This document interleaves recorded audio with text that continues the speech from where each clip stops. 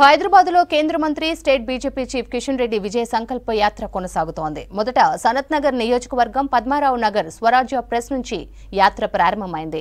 ముషీరాబాద్ చౌరస్తా, Bible House, Hill Street, Sholapur Sweet Shop, Mahankali Street, Sunshine Hospital, PG Road, Pachigadda, Begumpet railway station, Ameerpet gurdwara, Balkampet Yellamma దేవాలయం, Gokul theatre ప్రాంతాల్లో ఈ road show కొనసాగనుంది.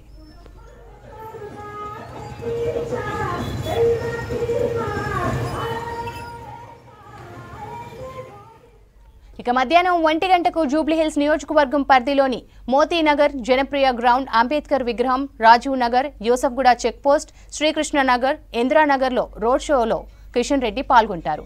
మధ్యాహ్నం 3 గంటలకు ఖైరతాబాద్ అసెంబ్లీ నియోజకవర్గం పరిధిలోని Jubilee check post, cancer hospital, Chintal Basti, Khairatabad బడా గణేష్, లగ్డీకాపూల్ ప్రాంతాల్లో నిర్వహించే రోడ్ షోకు కిషన్ రెడ్డి హాజరవుతారు.